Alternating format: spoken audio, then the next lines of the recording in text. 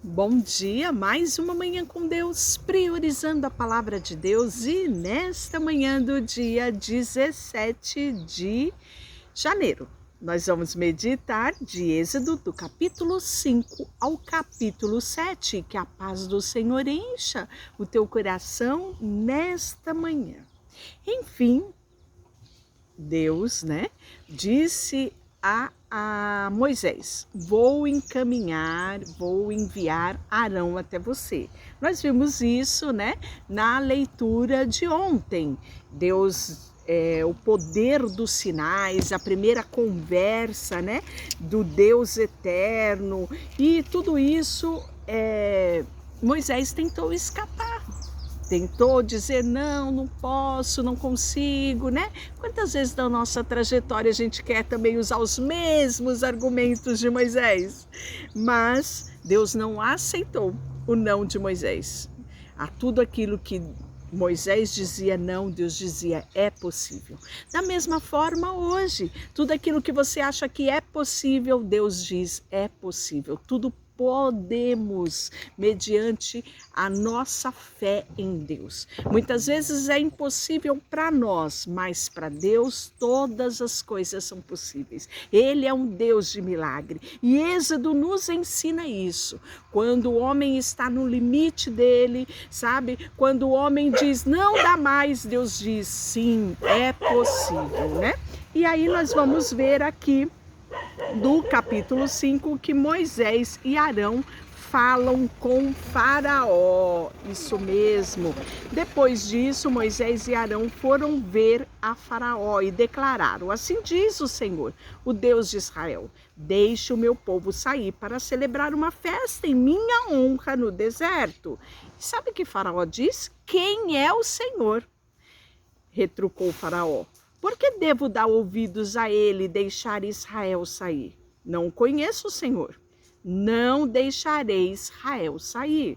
Então Arão e Moisés disseram: o Deus dos hebreus se encontrou conosco, portanto deixe-nos fazer uma viagem de 3 dias ao deserto, para oferecermos sacrifícios ao Senhor nosso Deus. Do contrário, ele nos castigará com alguma praga ou pela espada. E o rei do Egito respondeu: Moisés e Arão, por que distraem o povo com em suas tarefas? Voltem ao trabalho. Olhem, há muito do seu povo nesta terra e vocês o estão impedindo de trabalhar. E aí o que vai acontecer?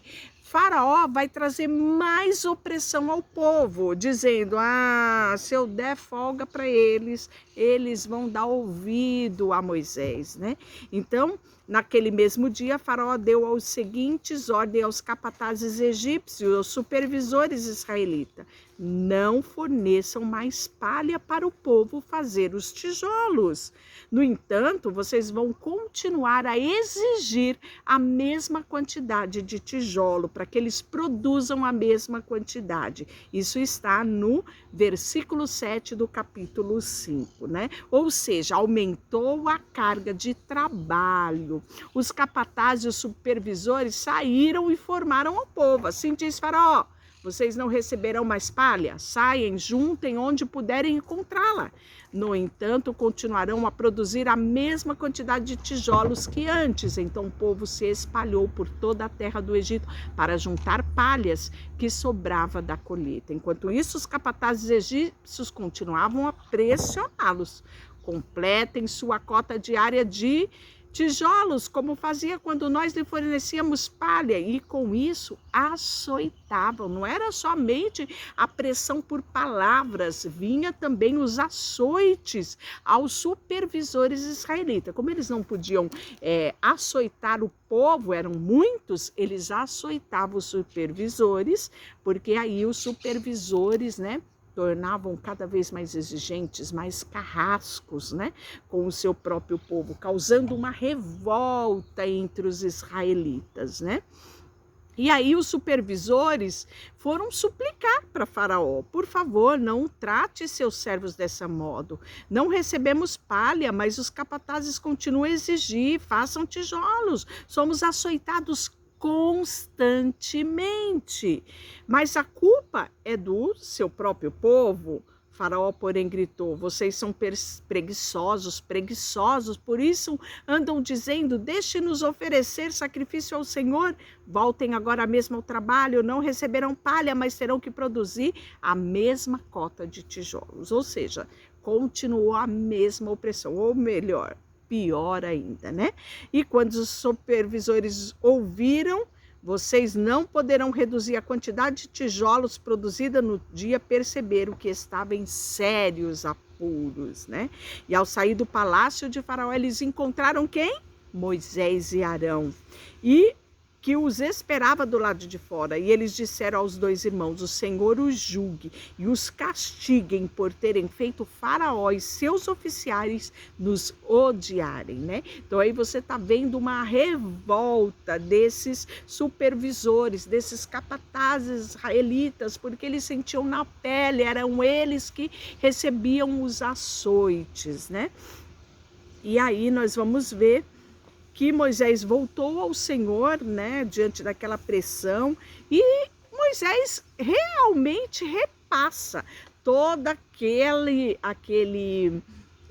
aquela decepção, né, dos capatazes, dos supervisores que jogou sobre Moisés. Moisés vai fazer a mesma coisa, vai fazer isso com Deus, né? E olha só o que Moisés diz: por que trouxeste toda essa desgraça sobre este povo, Senhor? Por que me enviaste? Desde que me apresentei a Faraó como teu porta-voz, ele passou a tratar o povo ainda com mais crueldade. E tu não fizeste coisa alguma para libertá-lo, né?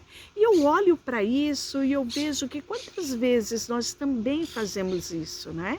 Às vezes as esposas, nós como esposas, os maridos chegam do trabalho, né, decepcionado com um dia cheio do trabalho, e chega em casa, né, às vezes com aquela irritabilidade e joga tudo em cima de nós. Consequentemente, nós somos contagiados por essa irritabilidade, com toda aquela reclamação, né?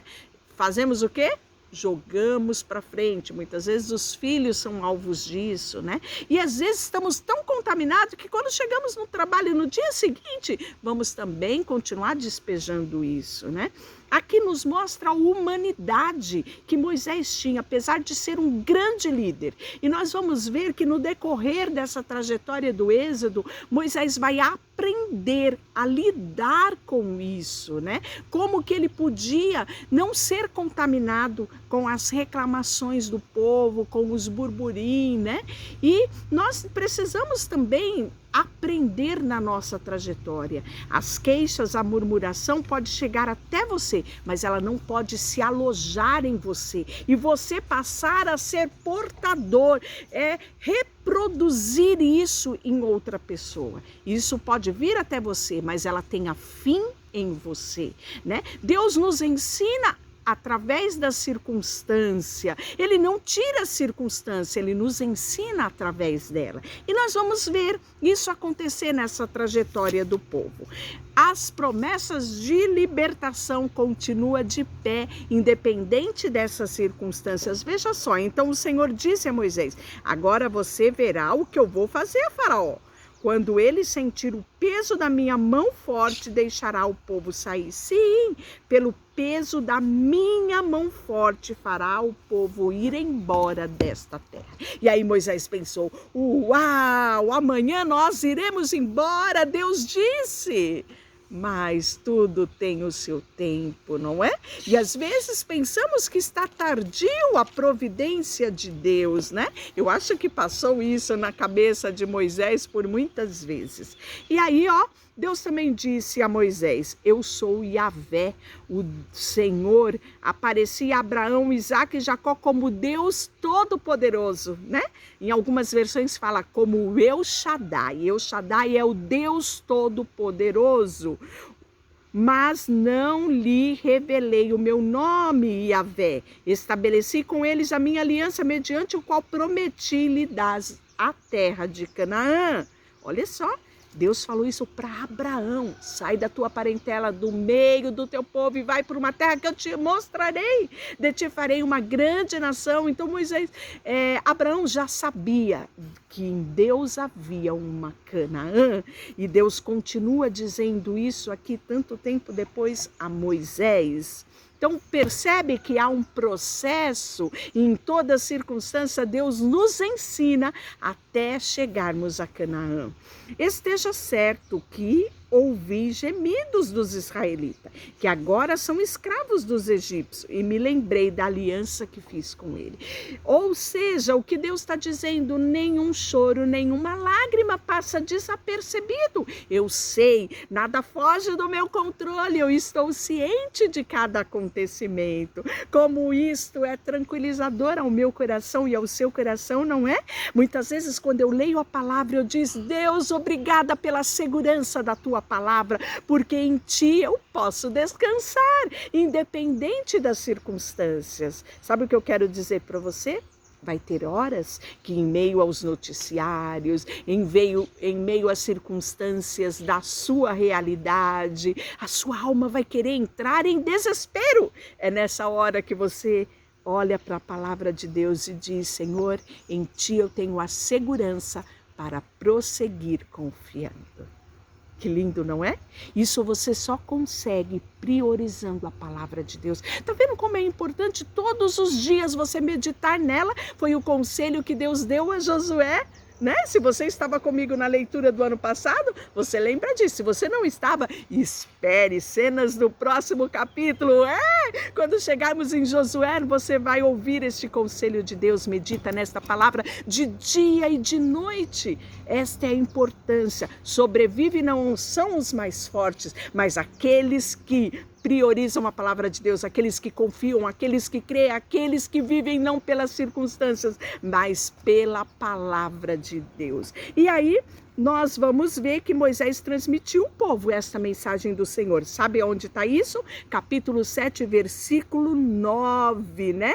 E aí nós vamos ver que eles não quiseram dar ouvidos, estavam desanimados demais por causa da escravidão que sofriam, né? Então foram muitos anos e nesse último tempo tudo se tornou mais intenso na vida, né? E muitos já não acreditavam, né, que Deus traria a liberdade sobre ele, né? E aí nós vamos ver que logo em seguida, nós vamos ter os antepassados de Moisés e Arão. Nós vamos ter uma retrospectiva, isso mesmo, uma retrospectiva através, né, das descendências, dos chefes das clãs, né, que são das famílias, os antepassados de Israel. Ou seja, em outras versões, genealogia. E é importante nós vermos, porque Deus é um Deus fiel, um Deus que zela por alianças de geração em geração, né? E aí nós vamos ver que ele vai contar as gerações, olha, por exemplo, e ele vai falar aqui, tornar a frisar, muitos quanto tempo viveram, é isso mesmo, né? Vai falar, olha, iniciar os filhos de Ruben, os filhos mais velhos de Israel, né? Através de Ruben veio Enoque, Palu, Esrom, Carmi, seus descendentes formaram a clãs do Ruben, né? E aí você vai ver lá na frente da onde vem o meu nome, vamos compartilhar tantos segredos dessa nossa trajetória. E aí no capítulo 7, a vara de Arão vai se transformar em serpente, este vai ser o episódio de um dos encontros de Moisés, Arão e o grande faraó. Olha só. Então o Senhor disse a Moisés: preste atenção que eu vou te dizer. Eu, o Senhor, o farei aparecer Deus para Faraó. Arão e seu irmão será o profeta. Diga a Arão tudo que eu lhe ordenar, e Arão mandará o Faraó deixar o povo de Israel sair da terra, né? Contudo, olha, Moisés, eu já vou te dizer uma coisa, vou te compartilhar um segredo. Eu vou, contudo, endurecerei o coração de Faraó e depois multiplicarei meus sinais e maravilhas na terra do Egito. O que Deus está dizendo para o Moisés? Tenha um pouquinho de paciência, não esqueça que eu cumprirei o meu propósito. Hoje ele fala isso para você. Tenha um pouquinho de paciência em meio às circunstâncias. Deus cumprirá o seu propósito.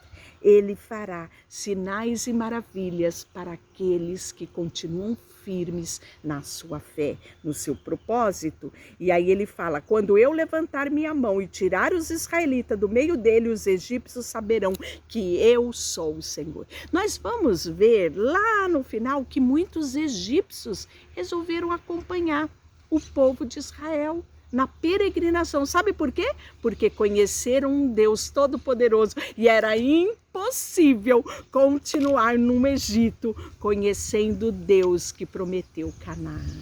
Que coisa linda, não é?